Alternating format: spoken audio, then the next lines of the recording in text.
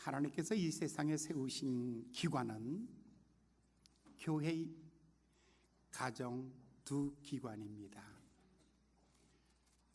국가를 하나님이 세운 것이 아닙니다. 기업을 세운 것이 아닙니다. 하나님께서는 군대를 조직하신 하나님도 아니십니다. 하나님은 유엔을 만드신 분도 아니십니다.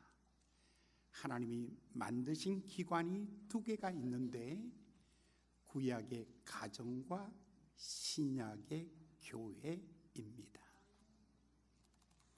하나님께서 그래서 하나님이 이 두 기관을 만들어서 자동차로 말하면 두 바퀴와 같은 것입니다.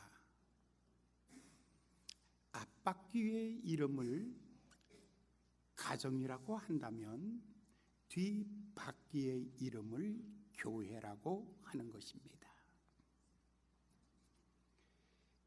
교회는 가정에게 무엇을 주는가? 여러분의 가정에게 돈을 주십니까? 교회가 옷을 줍니까? 아니에요. 교회가 가정에게 주는 것은 생명을 주는 것입니다. 그리고 가정은 교회에다가 무엇을 주냐면 기쁨을 주는 것입니다. 교회에 최고의 기쁨이 있다면, 교회가 최고로 기쁠 때는 교회를 건축하였나, 교회가 어떤 사역을 했는가, 그것이 아니라 가정들이 건강해질 때, 병든 가정이 건강하여지고 상처받은 가정들이 건강해지고 실패하였던 가정들이 성공할 때 교회는 최고의 기쁨입니다. 여러분, 교회는 가정에게 생명을 제공합니다. 여러분, 생명은 보이지 않지만 생명보다 능력 있는 것은 세상에 없습니다. 세상에 가장 큰 힘이 있다면 권력이 아닙니다. 돈도 아닙니다. 바로 생명입니다. 생명보다 힘 있는 게 없습니다. 생명이 없으면 죽은 것입니다. 생명이 없으면 내일이 없습니다. 생명이 없으면 희망도 없는 것입니다. 교회는 가정에다가 생명을 불어 넣는 것입니다. 그러므로 하나님께서는 가정을 세우신 분이 하나님이시고 교회를 세우신 분이 하나님이십니다. 이 둘 관계를 통해서 교회는 끊임없이 생명을 공급하고, 또한 가정은 이제 교회를 향하여 기쁨을 제공해 주는 것입니다.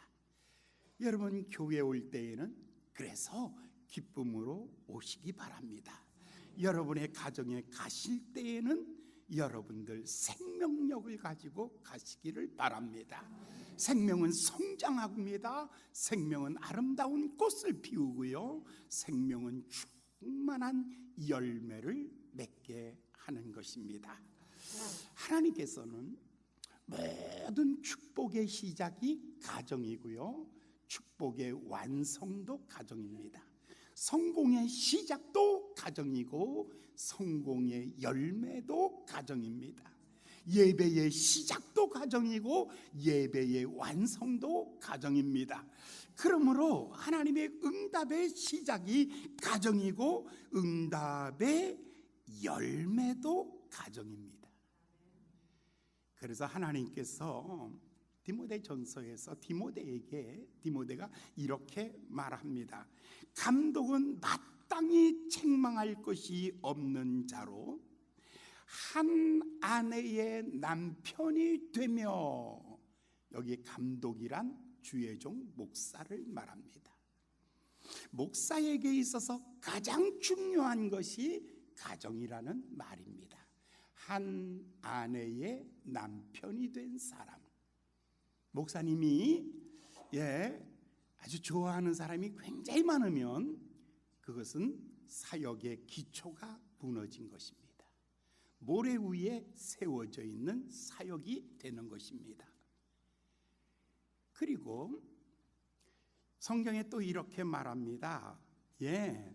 마땅히 집사들도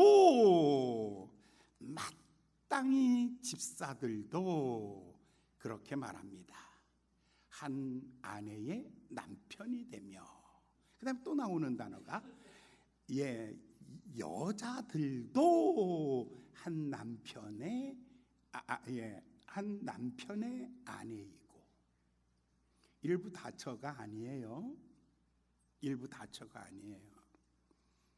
그렇기 때문에 철저하게 교회 사역의 모든 기초가 여러분이 건강한 목사가 되기를 원하고, 성공하는 목사가 되기를 원하고, 여러분이 성공하는 장로님이 되고, 성공하는 권사님이 되고, 성공하는 신앙인이 되기 위해서 제일 강조하는 첫 번째가 뭐냐면 건강한 가정을 이루라는 것입니다. 건강한 가정. 그래서 모든 사역의 기초는 가정에서 시작되는 것입니다. 예배의 시작도 가정에서, 기도의 시작도 가정에서, 축복의 시작도 가정에서, 모든 시작이 가정에서 시작되는 것입니다. 하나님이 첫 번째 가정을 만드실 때에 에덴 동산에서 모든 것을 다 만들었습니다. 아주 만족할 만큼 충만했습니다. 에덴 동산에서는 하나님의 부요가 가득했습니다. 그런데 흙을 빚어 남자를 만들었습니다. 그런데서 하나님 보시기에 첫 번째 좋지 않는 것이 발견되었습니다. 그것이 바로 아담이 독초하는 것이 하나님이 좋지 않게 생각했습니다. 하나님이 보시기에 첫 번째 제일 나쁜 것이 있었는데 그것이 고독입니다. 아무것도 없고 남자 혼자서 부요함을 누리고 있는 것입니다. 이 고독함에 대한 하나님의 처방이 아담을 잠들게 하고 그 갈비를 뽑아 여자를 만들었다라고 말합니다.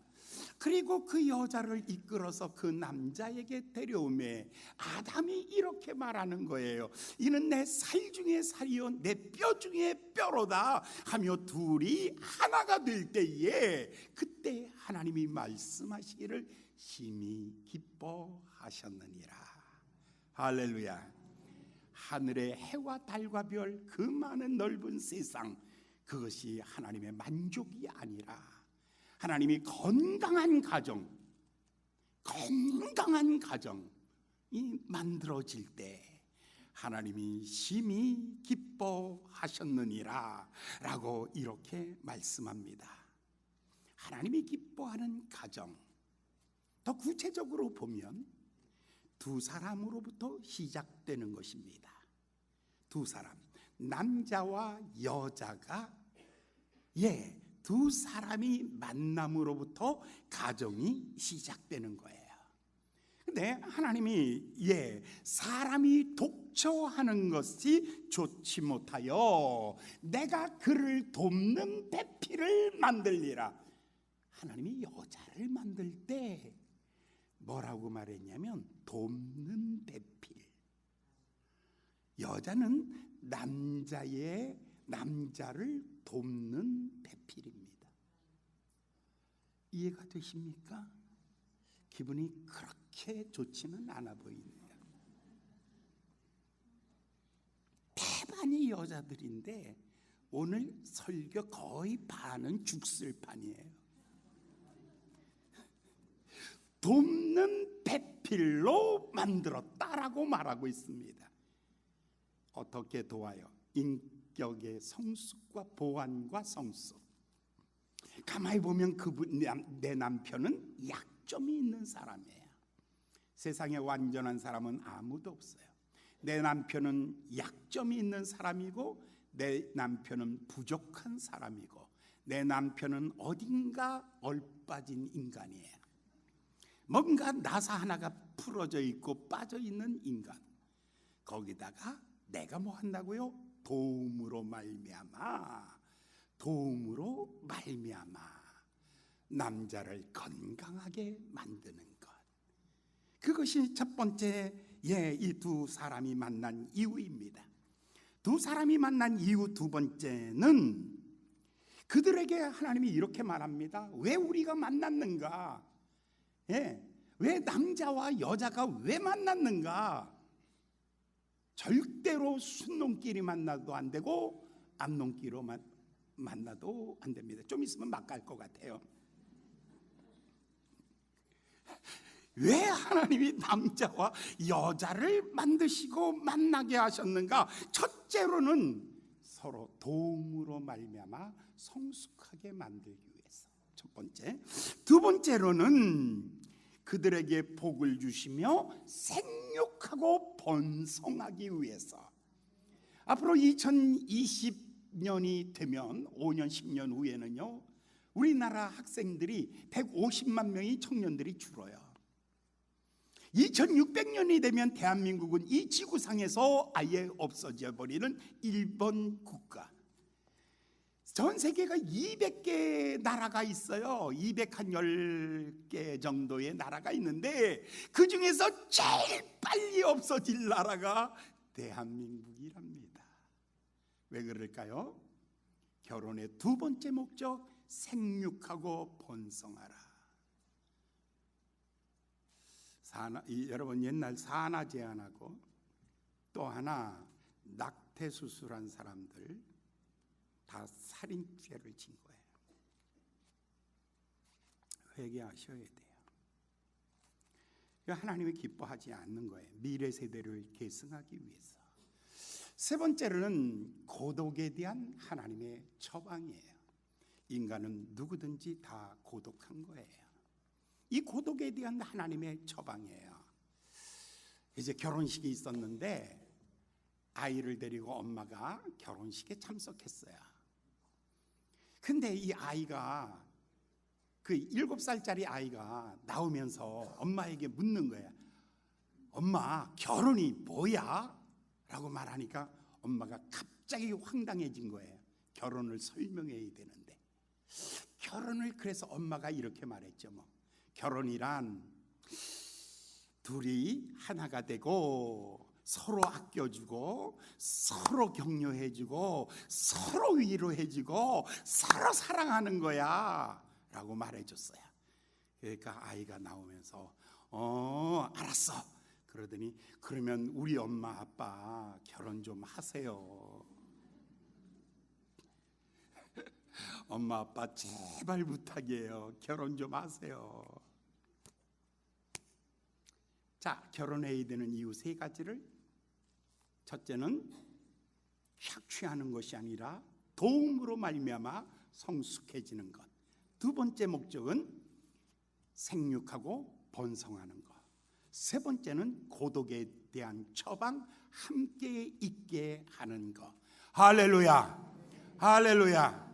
근데 가장 치사한 사랑이 하나 있고 고귀한 사랑이 있는데, 내가 보기에 가장 치사한 사랑은 위하여 하는 사랑. 위하여 하는 사랑. 나는 아내를 위하여 직장에 가. 나는 아내를 위해서 돈 버는 거야. 나는 아내를 위해서 쎄 빠지게 일해. 그래서 내가 돈을 이만큼 많이 갖다 줘. 그래서 같이 밥은 못 먹어요. 바빠서. 위하여. 그런데 가장 고귀하고 순결한 사랑은 함께하는 사랑이에요. 같이 밥 먹는 거예요. 같이 노는 거예요. 같이 다니는 거예요. 할렐루야. 이렇게 해서 결혼합니다. 그러면 남자와 여자가 둘이 만나서 한 몸을 이루는데, 성경이 이렇게 말합니다. 이 가정이 건강한 가정이 되기 위해서는 두 가지 집이 있습니다. 하나는 모래 위에 짓는 집이 있고 하나는 반석 위에 짓는 집이 있습니다. 모래 위에 짓는 집은 성경이 말하기를 홍수가 나고 창수가 나고 바람이 불면 그 집은 반드시 무너진다.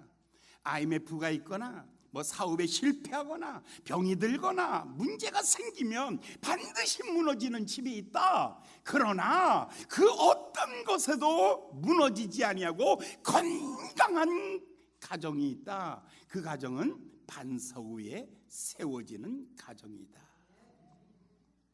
반석 위에 세워진다라는 것, 그것은 예수 그리스도를 주님으로 삼은 가정입니다. 예수님이 주님 되시는 가정이에요. 그래서 남편은 기준이 있는 거예요. 남편은 아내를 사랑할 때 내 기준이 아니라 주님이 기준이에요. 주께서 교회를 위하여 자기 몸을 주신 것처럼 사랑하라. 어떻게 사랑하라고요? 주님을 닮은 사랑. 아내들은요, 내 기준에 의해서 남편에게 순종하는 것이 아니라 기준이 주님이에요. 교회가 주께 하듯 그렇게 순종하십시오. 에베소서 5장 22절 23절의 말씀이에요. 남편이 아내를 사랑해도 그것도 기준이 주님이시고, 아내가 남편에게 순종해도 기준이 주님이세요. 자녀를 양육할 때는 어떤가요? 성경에 이렇게 말합니다. 아비들아, 자녀를 노엽게 하지 말며 주의 교양과 훈계로 양육하라. 여기서 내가 하고 싶은 말 하는 게 부모가 아니라 주님의 교양과 훈계. 주님이라면 뭐라고 말씀하셨을까? 주님이라면 이 아이에게 뭐라고 말할까라는 것입니다. 아이들의 기준도 달라요. 아이들아, 너의 자녀들아, 너의 내 주 안에서 공경하라. 자녀들아, 내 아비에게. 우리 한번 다 같이 따라해 보실래요? 자녀들아, 내 아비에게 순종하기를 주께 하듯 하라. 여기서 애미들이 빠졌다는 것에 대해서 조금 감사하고 위로받습니다.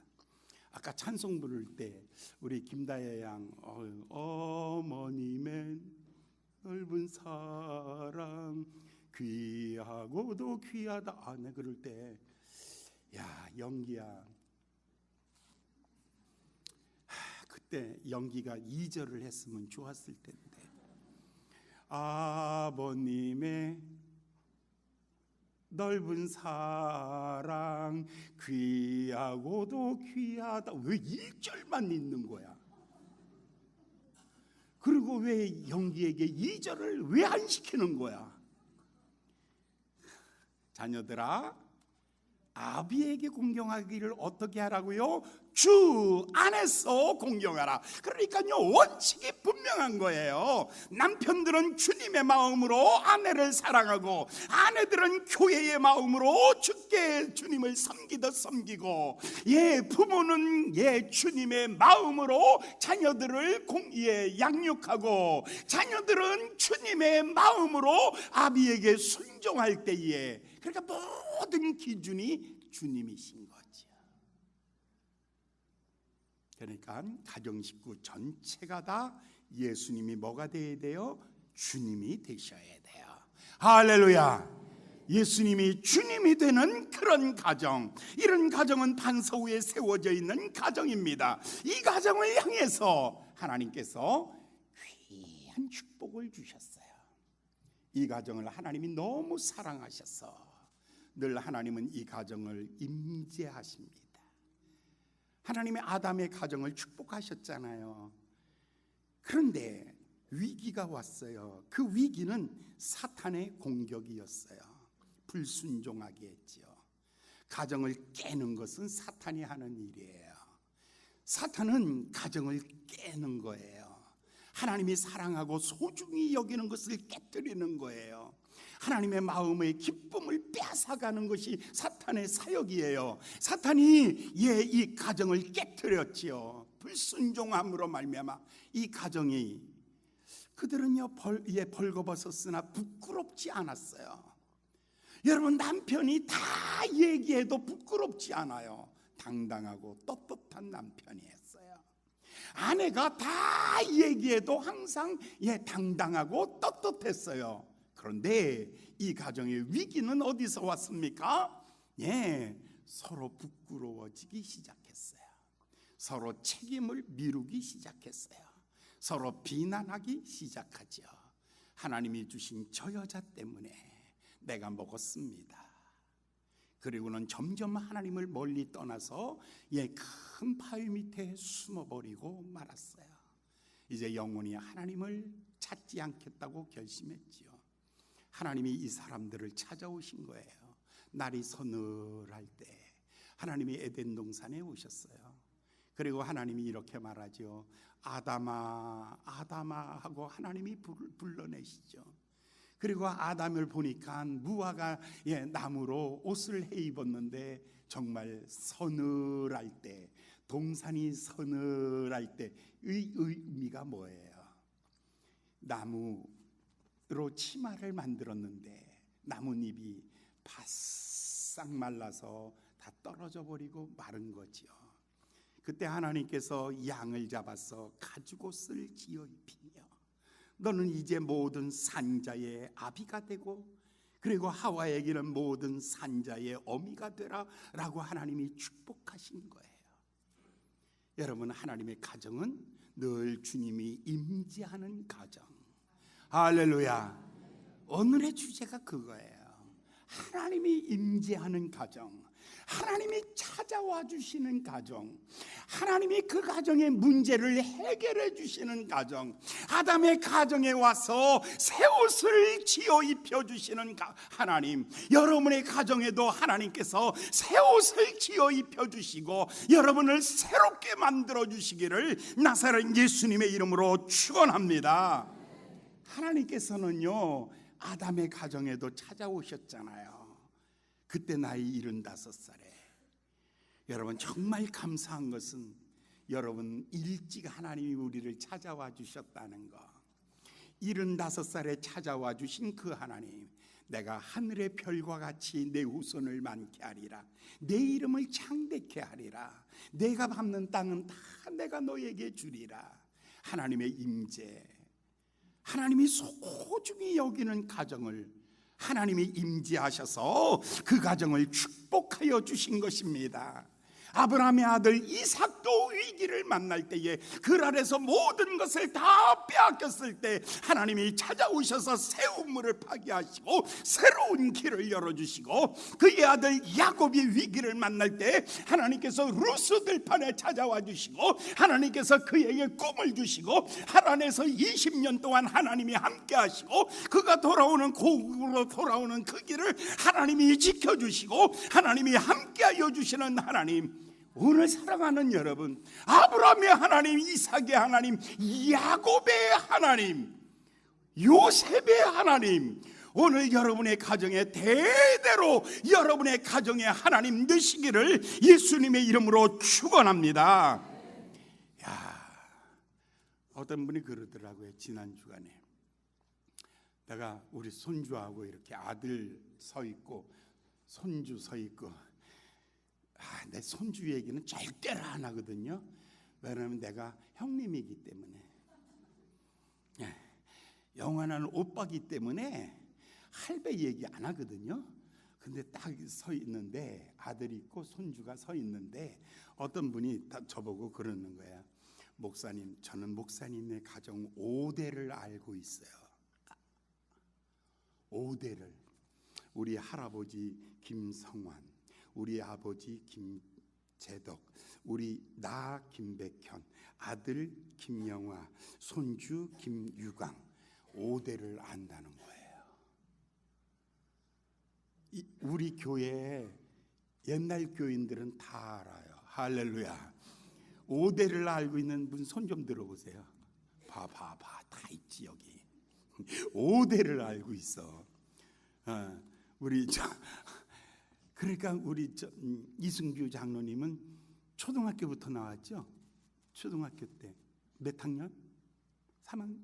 초등학교 3학년. 그러니까 그때부터 주일학교부터 댕겼으니까 우리 5대를 알고 있는 거예요. 5대를. 하나님이 계속해서 그 가정을, 아브라함을 부르시고, 하나님이 이삭을 부르시고, 하나님이 야곱을 부르시고, 하나님이 요셉을 부르시고, 하나님이 계속해서 위기를 당할 때에, 어려운 일 당할 때에, 그의 후손들이 힘들 때에, 하나님이 그의 후손들이 절망할 때에, 깊은 어둠 속에 있을 때 하나님은 아브라함과 맺은 언약을 잊지 아니하시고 그의 후손 만대를 하나님이 지켜주셨던 것입니다. 할렐루야. 여러분의 가정도 이와 같은 은혜가 있기를 예수님의 이름으로 축원합니다. 우리 할아버지 장로님, 우리 아버지 목사님, 그리고 본인 목사, 아들 목사, 얘도 목사 후보생. 할렐루야.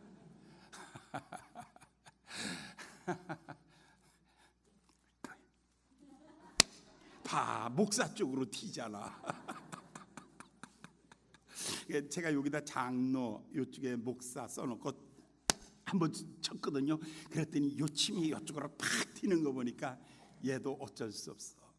하나님께서 한 사람을 선택하시고 그 한 사람을 부르셔서 한 세대, 두 세대, 세 세대, 네 세대 수없는 세월이 지나가도 하나님의 언약은 떠나지 아니하시며 하나님의 약속은 변함이 없이 하나님이 그의 가정들을 축복하여 주시는데, 오늘 여러분의 가정 세우신 분이 주님이십니다. 할렐루야. 여러분의 가정을 만드신 분이 주님이십니다. 여러분의 가정을 축복하신 분이 주님이십니다. 여러분의 가정을 떠나지 아니하실 분이 주님이십니다.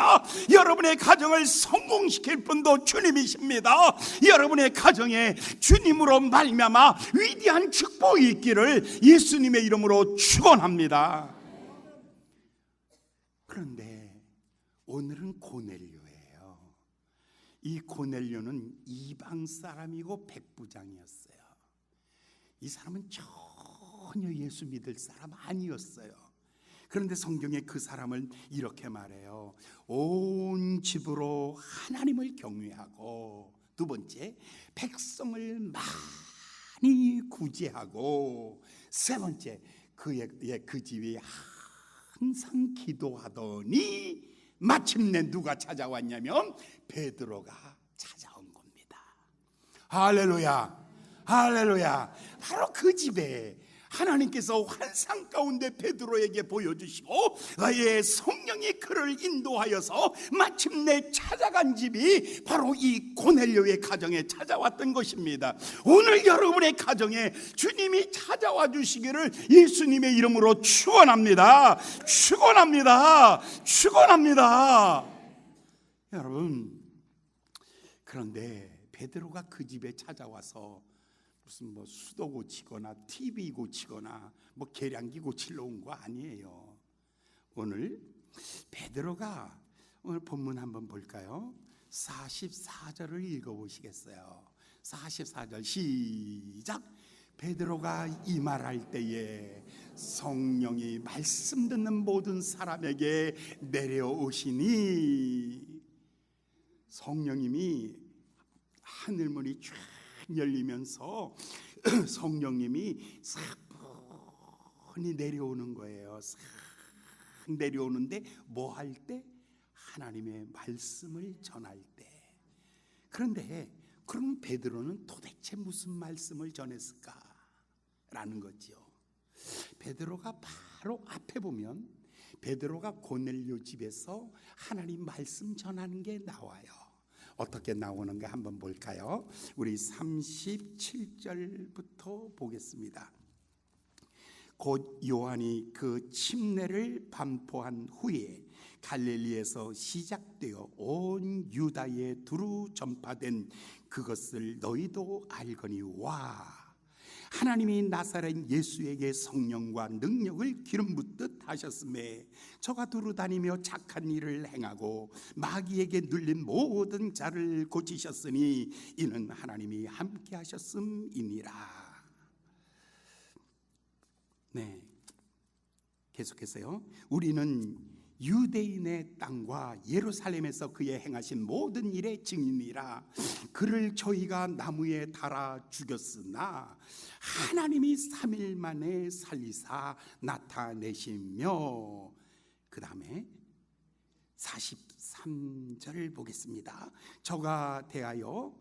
저에 대하여 모든 선지자도 증거하되 저를 믿는 사람들이 다 그 이름을 힘입어 죄사함을 받는다 함이었더라. 자, 설교가 이거를 얘기했어요. 그러니까 베드로가 말할 때에 성령이 오셨다라고 이렇게 말해요. 그 도대체 뭘 말했을까라는 거죠. 베드로가 이 말을 한 거죠. 바로 예수님은 하나님께서 성령의 기름 붓듯 하셨음에 첫 번째 착한 일을 하고, 두 번째 마귀에 눌린 자를 해방시켰다. 그리고 세 번째, 저희가 저를 십자가에 못 박혀 죽였으나 하나님께서 3일 만에 살리셨고, 그 다음에 마지막 결론이 이거였어요. 바로 그 사람 예수 이름으로 죄사함을 받는 것이다. 이 얘기를 한 거예요. 요 얘기를 딱 했는데 성령이 임하기 시작하는 거예요. 바로 여러분이 믿는 예수가 누군가를 알 때 성령님이 여러분 속에 임재하는 것입니다. 여러분 속에 예수는 도대체 누구십니까? 여러분, 예수는 누구십니까? 그는 성령에 충만하여 하나님이 기뻐하시는 일을 하며, 그 다음에 마귀에게 눌린 자를 자유케 하며, 저희가 십자가에 예수를 못 박아 죽였으나 하나님이 3일 만에 살리시고 바로 그 이름으로 죄사함을 받는 것이다. 이게 복음이에요. 바로 이 복음을 제대로 깨달을 때 성령님이 갑자기 하늘로부터 임하시는 거예요. 성령님은요, 어느 정도 능력이 있을까? 내게 오신 성령님은 얼마나 파워풀한 분이신가? 내게 오신 성령님이 얼마나 위대하신 분이실까? 창세기 1장 2절에 이렇게 말합니다. 땅이 혼돈하고 두 번째 공허하며 세 번째 흑암이 깊음 위에 있더니 여호와의 신이 수면에 운행하니라. 그 다음에 빛이 있으라 하심에 빛이 있었고, 하늘에 궁창이 있으라 하심에 있었고, 해와 달과 별이 있으라 하심에 있었고, 다 성령의 품으신 품 안에서 우주가 생겨지고 만들어지고 나오는 것입니다. 성령님은 얼마나 대단하신 분이시냐면 바로 우리를 품에 안으시고 운행하시는 분이십니다. 여러분들이 하나님의 말씀을 깨달을 때 그 말씀이 내 안에서 능력이 되고 이루어지도록 하는 분, 바로 그분이 바로 성령님이십니다. 사랑하시는 분 여러분들, 성령님께서 임하실 때 몇 가지 방법이 있었잖아요. 사도행전 2장에서 비릴기를 다음에 모인 곳이 진동하더니, 저들이 죄 사함을 받고 난 다음에 성령을 선물로 받았더니, 비릴기를 다음에 성령이 임하시더니, 그런데 오늘 말씀은 하나님의 말씀을 전하매 저희가 말할 때에 성령이 저희에게 내려오시니라. 할렐루야. 설교에 집중하셔야 되는 거예요. 하나님의 말씀을 들을 때, 깨달아질 때 성령님이 내게 임재하시는 것입니다. 할렐루야. 그래서 제가 깨닫게 하는 이유가 있어요. 여러분이 깨닫게 하기 위해서. 여러분이 깨달아질 때 성령님께서 내게 임재하시는 거예요. 할렐루야. 내게 오시는 성령님은 나를 품으시고 내 안에 있는 모든 혼돈을 질서 있게 하시고 내 안에 있는 모든 공허함을 충만하게 하시고 내 안에 있는 모든 어두움을 빛 가운데로 인도하시는 그 성령님이 오시니까 달라지는 거예요. 귀에 바람 소리가 들려지고 눈에는 불꽃같이 타오르는 것이 보여지고 입에는 성령의 말하게 하심을 따라 말하며 모인 곳이 진동하더니 몸이 흔들리기 시작하는 성령이 나를 품고 움직이실 때에는요, 사람의 생각이 달라지고 마음이 달라지고요, 마음의 두려움이 사라지고 마음속에요 하나님의 기쁨이 임재하며 하나님의 기쁨이 임재하며 평화가 임재하며 하나님이 내 마음속에도 담대함을 주시며 하나님이 나를 충만케 하여 주시는 것입니다. 할렐루야. 성령님께서 오셨습니다. 자, 고넬료의 가정은 이방인의 가정입니다. 그에게 그 가정에 성령님이 오신 것을 보고 다 놀란 거예요. 45절 읽겠어요. 45절에 있는 말씀 봉독합니다. 시작. 베드로와 함께 온 할례 받은 신자들이 이방인들에게도 성령 부어주심을 인하여 놀래니라. 할렐루야. 할렐루야. 정말 충격은 저 사람이 성령 받았다는 거예요. 여러분의 생애에 있어서 가장 놀라운 충격은 성령님이 여러분을 품에 안으셨다는 거예요. 할렐루야. 품에 성령님이, 여러분 이 창세기 1장 2절을 가장 쉽게 설명하는 방법이 이거예요. 계란을 암탉이 품고 있죠. 암탉이 품고 그 안에서 온도를 조절하죠. 습도를 조절해요. 온도는 37도, 습도는 50%. 딱 이것을 조정하면서 가만히 두면 골아요. 그러니까 이걸 움직여줘요. 계속해서 안에서 굴려주는 거죠. 21일째가 되면 여기에서 병아리가 삐약하고 나오는 거예요. 성령님께서 내 안에 나를 품으셨어요. 성령님이 나를 품고 운행하시는 거예요. 여러분의 온도를 성령님의 온도로, 여러분에게 습도를 성령님의 습도로 맞춰가지고 여러분을 품고 운행하고 계시는 거예요. 여러분이 그 품 안에서 여러분이 변화되어 나오시기를 예수님의 이름으로 축원합니다. 새롭게 탄생하기를 예수님의 이름으로 축원합니다.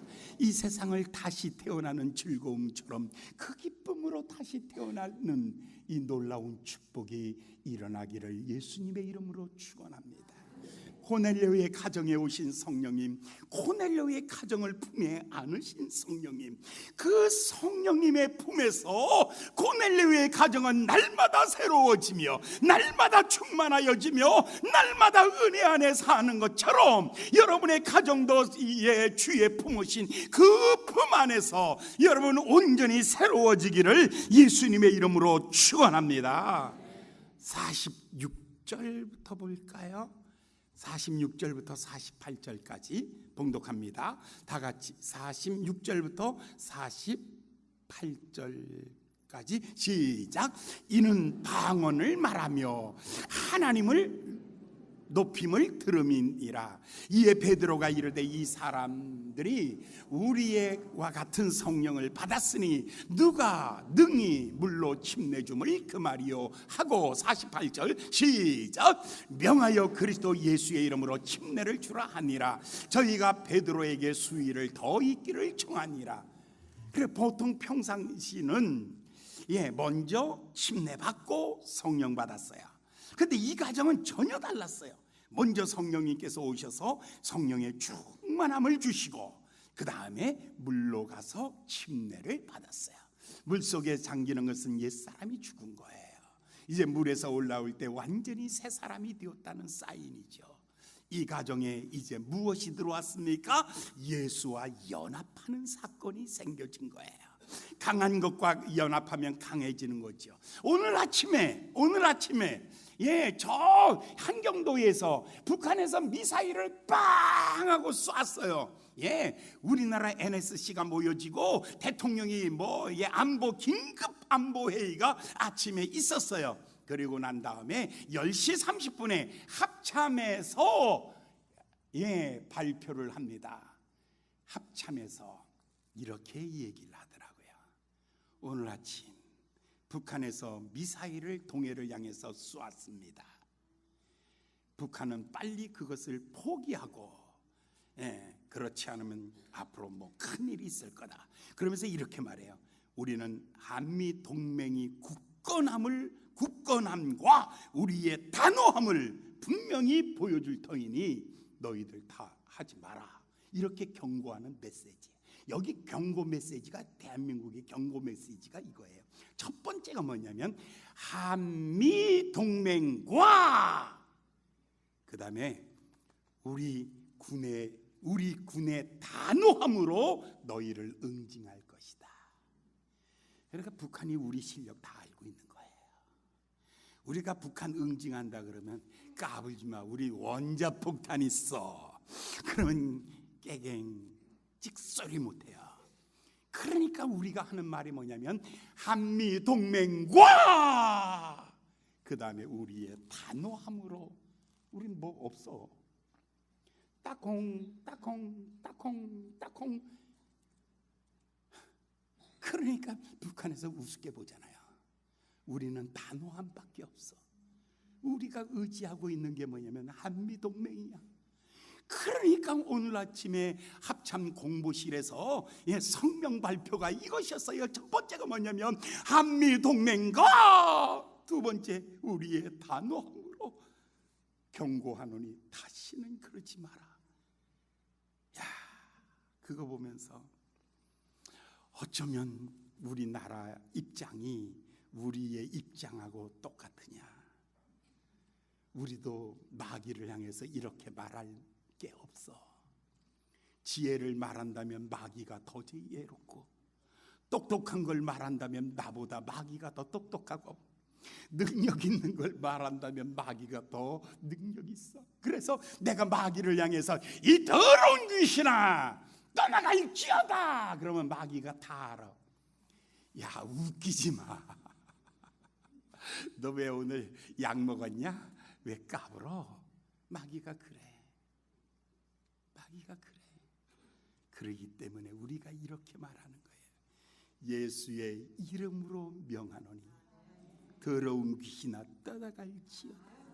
이거는 더 이상 내 능력으로 산다는 것이 아니에요. 예수와 함께 침례받은 사람, 예수와 함께 물에 잠기고 예수와 함께 물에서 올라온 침례받은 사람은 내 능력으로 사는 것이 아니라 내가 죽고 내 안에 예수가 살았으니 예수의 능력으로 사는 것입니다. 죄를 향하여, 어둠을 향하여, 세상을 향하여 담대하게 우리가 말할 수 있는 것은 예수 이름으로 명하노니 더러운 귀신아 떠나갈지어다. 예수의 이름으로 명하노니 가난의 귀신도 떠나갈지어다. 모든 질병도 떠나갈지어다. 모든 실패도 떠나갈지어다. 내 능력이 아니라 주의 이름으로. 성령이 임하셔서 나를 운행하기 시작하며 이제는 예수의 생명과 능력으로 선포할 수 있는 하나님의 사람이 된 것입니다. 베드로가 이 집에 왔다 갔는데 뭐가 달라졌을까? 고넬료의 집에 베드로가 왔다 갔어요. 베드로가 왔다 가면 뭐가 달라집니까? 여러분의 가정에 주님이 오면 뭐가 달라집니까? 첫 번째, 성령님이 여러분의 가정을 이제 안위하기를 시작하십니다. 여러분의 가정을 품에 안으시고 운행하기를 시작하십니다. 두 번째, 여러분의 가정에서, 여러분의 삶에서 예수의 이름을 힘입어 죄사함을 받으며, 예수의 이름을 힘입어 귀신을 쫓아내며, 예수의 그 능력을 힘입어 사는 성령님이 나를 품으시고 예수의 이름을 사용할 권세를 하나님이 우리에게 주신 것입니다. 할렐루야. 베드로가 다 나간 다음에 뭐가 달라졌을까?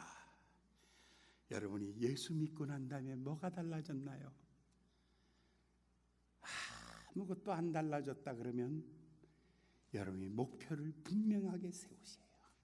성령님이여 오셔서 나를 안아주시고 나도 주의 이름을 사용할 수 있는 능력을 허락하여 주시옵소서.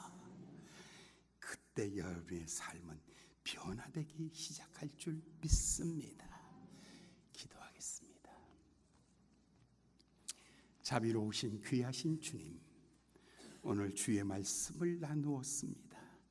고넬료의 가정에 찾아온 베드로로 인해서 그 가정은 성령님이 품어주시는 가정, 예수의 이름과 그 생명의 능력을 사용할 수 있는 가정으로 하나님이 축복하여 주셨습니다. 주여, 오늘 아침 사랑하는 모든 성들의 가정을 주께서 품에 안으시고 예수 이름으로 승리하도록 은혜 부어 주시옵소서. 예수님의 이름으로 간절히 기도하였나이다.